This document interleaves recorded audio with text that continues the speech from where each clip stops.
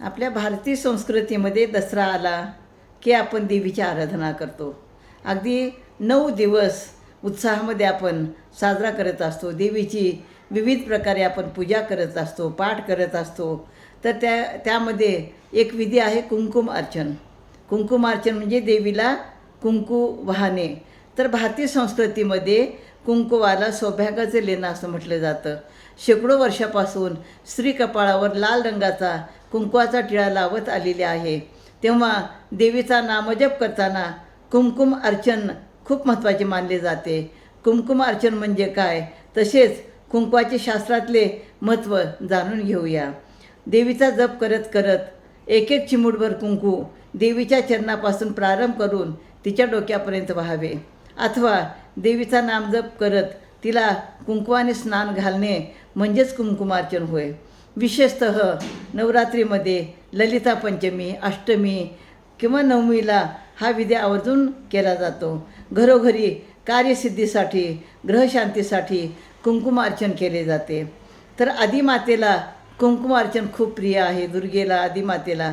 तर कुंकुमार्चन पूजेसाठी वापरलं जाणारं कुंकू हे हळदीपासून बनवलेलं कुंकू असते. कुंकवामध्ये देवीचं तत्त्व आकर्षित करण्याची प्रचंड क्षमता असते. म्हणूनच देवीला कुंकू आणि कुंकुमार्चन अतिशय प्रिय आहे. 3.5 शक्तिपीठामध्ये कुंकुमार्चन विधी आवर्जून केला जातो. भारतीय संस्कृतीत कुंकुवाला सौभाग्याचं लेणं असं म्हटलं जातं. तर कुंकुमार्चन करत असताना आपण ललिता सहस्रनाम, श्रीसूक्त, देवी स्तुती, देवी सहस्रनामावली, देवी अष्टोत्तर शतनामावलीचे उच्चारण करून कुंकुमार्चन केले जाते. आश्विन नवरात्रात सप्तशतीचे पाठ वाचण्यापूर्वी किंवा पाठ वाचनादरम्यान कुंकुमार्चन करणे पुण्यकारक मानले जाते. अष्टमी, चतुर्दशी, पौर्णिमा, नवरात्र, लक्ष्मीपूजन, मंगळवार, शुक्रवार, गुरुपुष्यामृत योग या दिवशी कुंकुमार्चन केले जाते. कुंकू वाहताना ते देवीच्या चरणावर वाहिले जाते. तर काही ठिकाणी देवीच्या मस्तकापर्यंत, देवीच्या चरणापासून मस्तकापर्यंत कुंकू वाहतात. कुलाचाराने आपल्याकडे जी पद्धत आहे त्या पद्धतीने आपण त्या गोष्टी करत असतो. तर देवीला कुंकू वाहताना करंगळे व तर्जनी याचा स्पर्श न करता मृगी मंदिरेमध्ये अनामिका आणि मधले बोट यामध्ये कुंकू घेऊन देवीच्या चरणापासून ते मस्तकापर्यंत आपण देवीला वाहतो.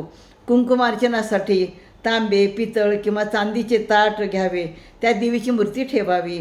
अन्नपूर्णा माता, दुर्गा देवी किंवा महालक्ष्मी यापैकी कोणत्याही प्रकारचे कोणत्याही देवीचे आपण कुंकू अर्चन करतो.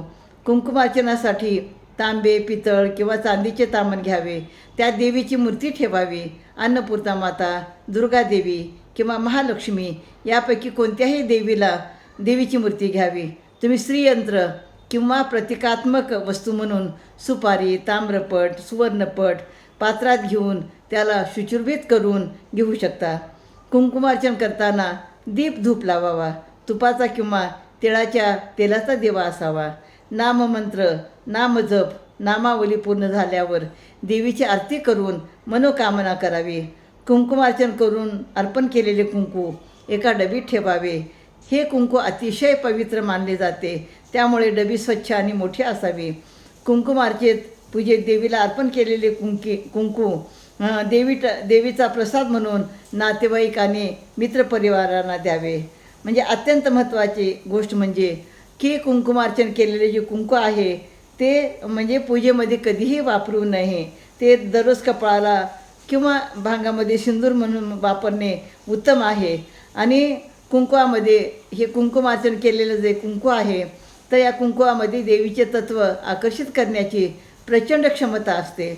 म्हणून देवीला कुंकू आणि कुंकुमार्चन अतिशय प्रिय आहे असे सांगितले जाते. कुंकू सौभाग्याचे प्रतीक. शेकडो वर्ष अशा प्रकारे आपण देवीची पूजासुद्धा करत असतो. तर कुंकू लावण्याचे वैज्ञानिक फायदे काय आहेत ते पण आपण पाहूया. तर कुंकू लावणं याचं वैज्ञानिक कारणसुद्धा आहे. कुंकू लावणं हा केवळ एक प्रथेचा हिस्सा नाही, तर तो स्त्रियाच्या आरोग्यावर सुद्धा परिणाम करतं. विज्ञानाच्या म्हणण्यानुसार कुंकू हे हळद आणि लिंबूपासून तयार होत असल्याने यातील गुणधर्म ताणतणाव कमी करण्यास मदत करतात.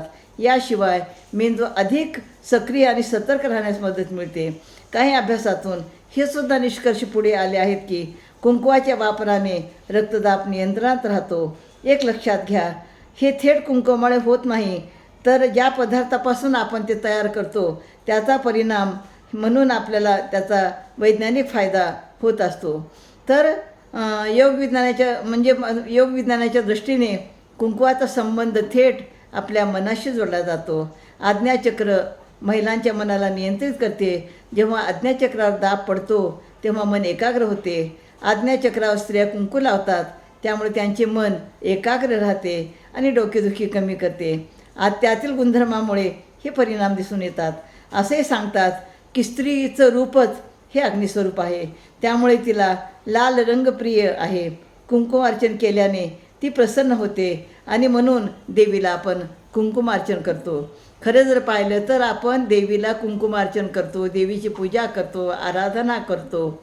तर परंतु हे देवी जे आहे तर नवरात्रामध्ये 9 ज्या देवी आहेत त्या 9 देवीची आपण पूजा करतो. दुर्गा असेल, सरस्वती असेल, लक्ष्मी असेल, कुष्मांडा देवी आहे, ह्या अशा सगळ्या देवींची आपण पूजा करतो.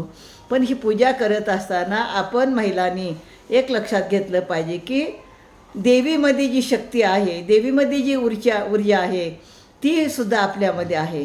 कारण आपण सुद्धा देवीचा एक अंश आहोत आणि म्हणून महिलांनी आपल्यामधील जी शक्ती आहे ती शक्ती जागृत ठेवावी. आणि ती शक्ती जर तिने जागृत ठेवली तर निश्चितपणे ती आपल्या कुटुंबामध्ये, समाजामध्ये चांगल्या प्रकारे आपलं जीवन जगू शकते. म्हणजे आपल्या ज्या काही धार्मिक रीती आहेत, परंपरा आहेत, रूढी आहेत, ह्या सगळ्या विज्ञानावर आधारित आहेत आणि त्यामुळं त्या विज्ञानावर आधारित असल्यामुळे त्या आध्यात्मिक पद्धतीने जेव्हा आपण करतो त्यामुळं आपलं मन शांत होतं आणि मन शांत झाल्यामुळं आपण आपल्या जीवनामध्ये आनंदाने राहतो. आणि म्हणून या ठिकाणी कुंकुमार्चनाचे जे फायदे आहेत ते मला सांगावेसे वाटले, म्हणून हा व्हिडिओ तयार केला. तर स्वामी समर्थ केंद्रामध्ये आम्ही जेव्हा दुर्गा सप्तशतीचे पाठ करतो, अगदी नवरात्रामध्ये 9 दिवस आम्ही दुर्गा सप्तशतीचे पाठ करतो. पौर्णिमेपर्यंत दुर्गा सप्तशतीचे पाठ करतो. आणि दुर्गा सप्तशतीचे पाठ करत असताना सर्व महिलांना असं वाटतं की जणू त्यांच्यामध्ये देवीची ती ऊर्जा निर्माण झालेली आहे, देवीची ती ऊर्जा त्यांच्यामध्ये आलेली आहे असं त्या ठिकाणी जाणवतं. आणि एक दिवस आम्ही कुंकुम अर्चनाचा सुद्धा दिवस आम्ही उत्साहाने करत असतो. खरं जर पाहिलं तर आपल्या भारतीय संस्कृतीमध्ये आपली ही जी संस्कृती आहे ही संस्कृती टिकवण्याचं काम सर्वांचंच आहे. आणि म्हणून आपली भारतीय संस्कृतीमध्ये असे विविध प्रकारे उत्सव सण साजरे होतात जेणेकरून माणसाच्या मनामध्ये एक प्रकारचा उत्साह निर्माण होत असतो. तर अशा प्रकारे कुंकुम अर्चनाचं महत्त्व आपल्या जीवनामध्ये खूप चांगलं आहे. तर या ठिकाणी जसं आम्ही देवीला म्हणतो की उदयोस्तु श्री महालक्ष्मी, महासरस्वती, महादुर्गा, अशा प्रकारे म्हणून आपण देवीची आराधना करतो आणि मग देवीची प्रार्थना करतो. तर अशा प्रकारे ह्या देवी आपल्या जीवनामध्ये प्रसन्न राहोत आणि देवीची शक्ती आपल्यामध्ये राहो अशा या ठिकाणी मी देवी मातेला विनंती करते. उदयोस्तु.